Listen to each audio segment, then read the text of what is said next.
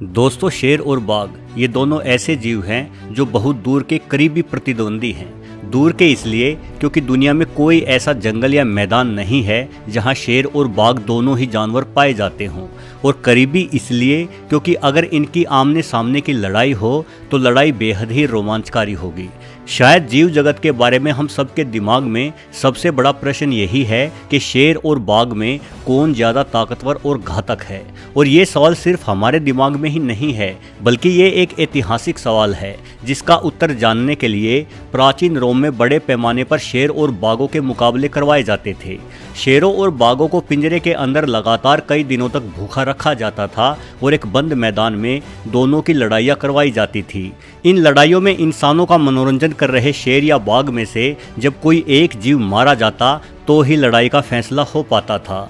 दोस्तों, आमतौर पर शेर को ही जंगल का राजा कहा जाता है, बाघ को नहीं। तो क्या शेर बाघ के मुकाबले में कहीं अधिक शक्तिशाली जीव है या शेर में राजा बनने की कोई अन्य खूबी है? चलिए दोनों जीवों की तुलना करके जानने का प्रयास करते हैं। आकार और ताकत। दोस्तों, बाघ निसंदेह शेर से कहीं अधिक बड़ा और भारी जीव है। बाघ भालू के बाद धरती का सबसे बड़ा मांसाहारी जीव है। बाघ सिर्फ एशिया महाद्वीप में ही पाए जाते हैं। दुनिया भर के जंगलों में पाए जाने वाली बाघों की कुल संख्या का लगभग 80% अकेले भारत में ही है। साथ ही भारत दुनिया का अकेला ऐसा देश है जहां बाघ और शेर दोनों ही जीव पाए जाते हैं। लेकिन बाघ जहां बंगाल, कर्नाटक, मध्य प्रदेश और उत्तराखंड तक फैले हुए हैं, वहीं शेर सिर्फ गुजरात में गिर के मैदानी जंगलों तक ही सीमित हैं। भारतीय नर बाघ का वजन जहां 220 किलो तक हो जाता है, वहीं भारतीय नर शेर तकरीबन 180 किलो तक ही भारी होते हैं। वहीं साइबेरियन बाघ धरती की सबसे बड़ी बिल्ली है जिसका वजन 300 किलो से भी अधिक हो सकता है। दोस्तों, अगर शेर और बाघ का मुकाबला करना है तो सबसे करीबी मुकाबला भारतीय रॉयल बंगाल टाइगर और अफ्रीकी शेर के बीच में ही देखने को मिलेगा। इसलिए इन दोनों की ही तुलना करना ज़्यादा सही रहेगा। 8 फीट से अधिक लंबाई और 3.5 फीट से अधिक ऊंचाई वाले अफ्रीकी शेर औसतन 200 किलो तक भारी हो जाते हैं। इसकी तुलना में 220 किलो भारी भारतीय बाघों की औसत लंबाई 10 फीट और ऊंचाई 3.25 फीट तक होती है। अगर बात जबड़े की ताकत की जाए तो शेर की 650 psi बाइट फोर्स की तुलना में बाघ की बाइट फोर्स 1050 psi होती है। बाघ की छलांग और पंजा मारने की रफ्तार भी शेर की तुलना में कहीं अधिक है। शेर की तुलना में कहीं अधिक भारी होने के बावजूद एक बाघ वर्टिकल पोजीशन पर 15 फीट की ऊंचाई तक छलांग मारने की काबिलियत रखता है। वहीं शेर की उछलने की ऊंचाई 12 फीट से कम ही रहती है। तुलना से साफ जाहिर है कि अगर बात ताकत और आकार की हो तो रॉयल बंगाल टाइगर अफ्रीकी शेर को चारों खाने चित कर देता है। रणनीति और हथियार। दोस्तों, भले ही बाघ शेर की तुलना में अधिक बल और अधिक बड़ा आकार रखता हो, लेकिन इतिहास गवाह है कि जिस भी इलाके में शेर गए हैं उन्होंने बाघों को वहां से खदेड़ दिया है। माना जाता है कि आज से तकरीबन 200 साल पहले तक ईरान और अफगानिस्तान में भी बाघ पाए जाते थे, लेकिन शेरों के प्रभाव ने इन इलाकों से बाघों को ख़त्म कर दिया। हालांकि तकरीबन 80 साल पहले ही इंसानों ने शेरों को भी ईरान से गायब कर दिया। वहीं अफगानिस्तान में कुछ गिने चुने शेर अभी भी बाकी हैं। मध्य एशिया में भी कई ऐसे स्थान रहे हैं जहां शेरों की तुलना में बाघ कहीं पहले ही लुप्त हो चुके थे। असल में शेर एक साथ एक परिवार में झुंड बनाकर रहते हैं। एक झुंड में शेरों की संख्या 10 से लेकर 40 तक हो सकती है। वहीं बाघ जीवन भर अकेला ही शिकार करता है। बाघों में सिर्फ नर और मादा संसर्ग करने हेतु कुछ दिनों तक ही साथ रहते हैं, यानी झुंड में रहने की रणनीति के कारण ही शेर अकेले बाघों पर हावी पड़ जाएंगे। कई सारे शेर मिलकर बाघ पर हमला बोलेंगे और बाघ को मार डालेंगे। किंतु यदि अकेले शेर और अकेले बाघ का ही मुकाबला हो तो बाघ कहीं अधिक कुशल शिकारी साबित होगा, क्योंकि अकेले रहने की वजह से बाघ को अपने दम पर शिकार करने का ज़्यादा अनुभव होता है। वहीं शिकार जैसा मुख्य कार्य शेरनियों के हवाले छोड़कर आलसी शेर पूरे दिन पड़ा सुस्ताता ही रहता है। शेरों की पंजों की लंबाई 3 इंच तक होती है, वहीं बाघ के पंजे 4 इंच से भी अधिक लंबाई के हो जाते हैं। साथ ही बाघ का पंजा शेर के पंजे की तुलना में कहीं अधिक भारी और चौड़ा होता है। बाघ का पंजा 7 इंच तक चौड़ा हो जाता है। ये चौड़ाई हम इंसानों की हथेली की तुलना में 2 गुना अधिक है। जाहिर है कि बाघ के पंजों की मार शेर की तुलना में कहीं अधिक जोरदार रहेगी। सिर्फ यही नहीं, बाघ के दांतों की लंबाई भी शेर के दांतों से ज़्यादा होती है। यानी अगर अकेले बाघ और अकेले शेर का मुकाबला हो तो बाघ के पास अपने दुश्मन शेर का सामना करने के लिए कहीं अधिक घातक हथियार मौजूद होंगे। कुशलता और रक्षण। दोस्तों, बाघ शेर की तुलना में अधिक ताकतवर ही नहीं बल्कि अधिक बुद्धिमान भी होता है। बाघ का दिमाग शेर की तुलना में कोई 25% अधिक बड़ा होता है।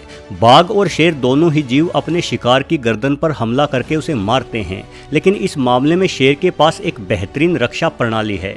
दोनों बड़ी बिल्लियों में सिर्फ शेर की गर्दन के चारों तरफ ही घने बालों का गुच्छा पाया जाता है, जिसे अयाल कहते हैं। बालों का यह गुच्छा बाघ के पास नहीं होता। इन बालों के कारण ही बाघ को शेर की गर्दन तक पहुंचने के लिए कहीं अधिक मशक्कत करनी पड़ेगी। जहां तक कुशलता की बात है, निश्चित रूप से बाघ एक बेहतरीन शिकारी है। जमीन पर गतिमान होने के साथ ही बाघ बेहद अच्छे तैराक भी होते हैं। बाघों को पानी के अंदर से छोटे मगरमच्छों का शिकार करते हुए भी देखा जा सकता है, किंतु शेर की तुलना में बाघ जल्दी से अपने विरोधी के साथ जंग नहीं छेड़ता। चूँकि शेर एक झुंड में रहता है और शिकार करने का कार्य झुंड में शेरनियां ही करती हैं, इसलिए शेर को भली भांति पता है कि अगर लड़ाई के दौरान वो घायल भी हो गया तो भी शेर के खाने का काम चलता रहेगा। वहीं बाघ अकेला अपने दम पर शिकार करके खुद का पेट भरता है। बाघ को भी भली भांति एहसास होता है कि अगर लड़ाई के दौरान वो घायल हो गया तो बाघ शिकार नहीं कर पाएगा और भूखा मर जाएगा। इसलिए बाघ मजबूत प्रतिद्वंदी से भिड़ना ज़्यादा पसंद नहीं करता। शेर की गर्दन की आयाल और अपने दुश्मन से लड़ने की जिद ही उसे बाघ की तुलना में कहीं अधिक कुशलता, हिंसकता और बेहतरीन रक्षा प्रणाली प्रदान करती है। यानी कुल मिलाकर अगर हम शेर और बाघ की लड़ाई का नतीजा जानना चाहते हैं तो ये इस बात पर निर्भर करता है कि आप लड़ाई के लिए कैसे शेर या बाघ का चुनाव कर रहे हैं। जिस तरह से हर इंसान एक समान नहीं होता, कुछ तगड़े होते हैं तो कुछ कमज़ोर, इसी तरह से हर शेर और बाघ भी एक समान नहीं हो सकते। अगर लड़ाई के दौरान आपके द्वारा चुना गया बाघ तगड़ा है तो बाघ जीतेगा और शेर तगड़ा है तो वही जीतेगा। फिर भी मेरे मत के अनुसार बाघ और शेर के बीच यदि 100 लड़ाइयाँ होती हैं तो इनमें से 60 लड़ाइयों में बाघ के जीतने की संभावना होनी चाहिए। 18वीं शताब्दी में बड़ौदा के गायकवाड़ द्वारा शेर और बाघ की लड़ाइयों के आयोजन किए जाने के साक्ष्य मिले हैं। दावा किया जाता है कि इन लड़ाइयों में 80% मौक़ों पर जीत बाघ को ही मिली थी। अब सवाल ये है कि जब बाघ शेर के मुकाबले में कुछ न कुछ अधिक खूबियों वाला जीव है या कम से कम शेर के समकक्ष तो है ही, तो बाघ की बजाय शेर को जंगल का राजा क्यों माना जाता है? चलिए कुछ ऐसे तथ्य को भी जान लेते हैं जिनकी बदौलत हम इंसानों ने बाघ की बजाय शेर को राजा का खिताब दिया है। गगनभेदी दहाड़। शेर को राजा कहे जाने के बारे में सबसे प्रभावशाली खूबी शेर की गरजती दहाड़ है। एक शांत वातावरण में शेर की दहाड़ को 10 किलोमीटर से भी अधिक दूरी तक सुना जा सकता है। वहीं बाघ की दहाड़ सिर्फ 3 से 4 किलोमीटर दूर तक ही सुनाई देती है।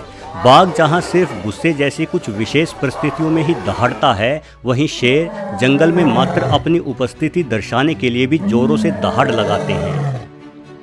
अयाल। दोस्तों, इन तस्वीरों में शेर और बाघ के चेहरे में अंतर देखिए। शेर की गर्दन के बाल शेर के लिए किसी राजा के मुकुट के समान ही प्रतीत होते हैं। कई शेरों के बाल उनकी गर्दन से लेकर पेट तक भी फैले होते हैं। ये फैले हुए घने बाल शेर को जंगल के बाकी सभी जानवरों की तुलना में एक अलग ही रूप प्रदान करते हैं। रुतबा। 90% से अधिक शिकार शेरनियों द्वारा ही किए जाते हैं, जबकि शिकार को सबसे पहले खाने का हक शेर का होता है। यानी शेरनियाँ किसी दासी के समान ही शेर की सेवा करती हैं, जिस वजह से सही मायने में शेर को राजा जैसी जिंदगी जीने का अवसर प्राप्त होता है। वहीं बाघ को अपने खाने का जुगाड़ एक नौकरी पेशा करने वाले इंसान की ही तरह खुद से ही करना होता है, तो फिर बाघ को भला राजा कैसे कहा जा सकता है?